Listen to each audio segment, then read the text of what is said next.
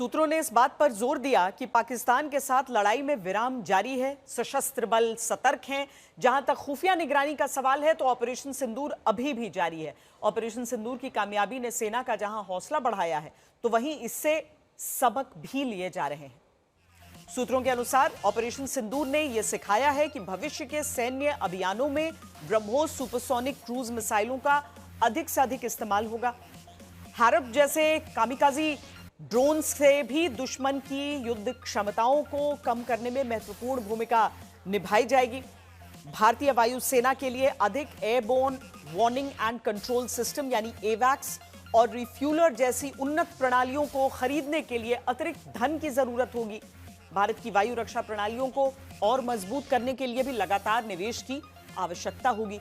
सूत्रों ने कहा कि ऑपरेशन सिंदूर ने भी यह भी मजबूती से बताया कि कैसे भारतीय नौसेना अरब सागर से संभावित कार्रवाई के लिए एक महत्वपूर्ण शक्ति बनी हुई है, जिसने ऑपरेशन सिंदूर के दौरान पाकिस्तान पर जबरदस्त दबाव बनाए रखा। जब भारत एक साथ तीन देश की दुश्मनी के त्रिकोण के चारों खाने चित्त कर रहा है, तब पाकिस्तान नकल के रास्ते पर निकल पड़ा है, क्योंकि पाकिस्तानी सेना और सरकार पर जनता ही वहां की दबाव बना रही है कि अगर भारत पर कहीं कुछ किया है तो सबूत दिखाओ। लेकिन सबूत न तो मुनीर के पास है न शहबाज शरीफ के पास। इसीलिए दोनों ने भारत के प्रधानमंत्री की नकल करनी चाहिए, लेकिन फिर भी अपना झूठ छुपा नहीं पाए। भारत से मिली हार और पाकिस्तानी जनता से मिली हार वाली दुत्कार के बाद पाकिस्तानी प्रधानमंत्री शहबाज शरीफ को उनका नया पैतरा भी भारी पड़ गया। शहबाज शरीफ अपनी सेना के प्रमुख आसिम मुनीर और अन्य सेनाधिकारियों मंत्रियों के साथ पाकिस्तान में पंजाब प्रांत के सियालकोट पसरूर कैंट पर पहुंचते हैं। 3 टैंक यहां खड़े नजर आते हैं। एक टैंक पर खुद शहबाज शरीफ, आसिम मुनीर, दूसरे अधिकारी मंत्री चढ़े हैं। सियालकोट में ही पाकिस्तानी सेना के एयर मिसाइल डिफेंस सिस्टम को भारत ने तबाह किया था। इसलिए शहबाज शरीफ को लगा कि जब पाकिस्तानी आवाम ही उन पर और उनकी सेना पर सवाल उठा रही है तो वो भी पसरूर कैंट पहुंचकर झूठी जीत का नारा लगाकर ही किसी तरह इज्जत बचा लें। कुछ लोग आंख में धूल झोंकते हैं, लेकिन शहबाज शरीफ वो पाकिस्तानी प्रधानमंत्री हैं जो अपना चेहरा बचाने को खुद ही धूल में मुंह डाल देते हैं। किसको नहीं पता 1971 में पाकिस्तान को घुटने पर भारत ने लाया। पूरी दुनिया जानती है बांग्लादेश अलग बना, पाकिस्तान के टुकड़े हुए, और ये तस्वीर तो कोई भूलता ही नहीं कि कैसे पाकिस्तानी सेना के 90,000 से ज्यादा सैनिकों को भारत के सामने हथियार डालना पड़ा। लेकिन अब की बार 1971 से भी बड़ी हार जब पाकिस्तान को भारत ने दी। जब न पाकिस्तान में आतंकी ठिकाना बचा न सैन्य ठिकाना, तो शहबाज शरीफ की लंतरानी पर वहीं का मीडिया आईना दिखाने लगा।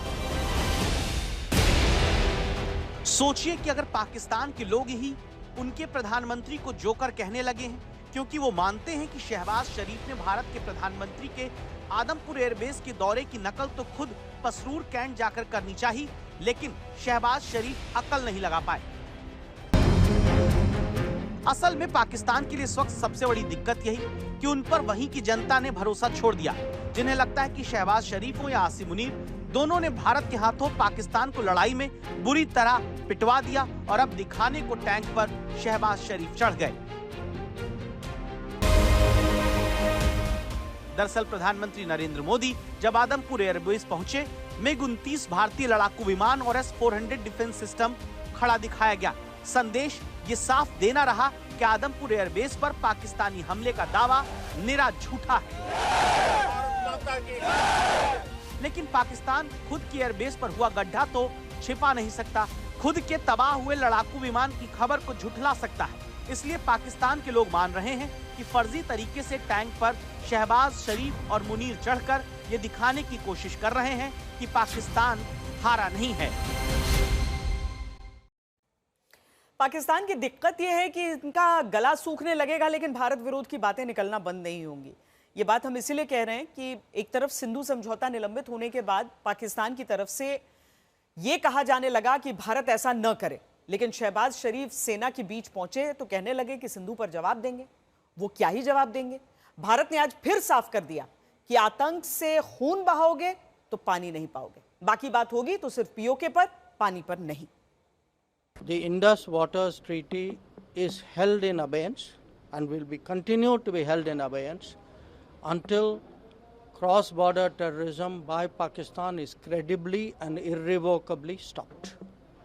So, sometimes the Kashmir issue has been brought up. Again, the only thing which remains to be discussed on Kashmir is the vacation of illegally occupied Indian territory in Pakistan-occupied Kashmir. We are open to discussing that with Pakistan.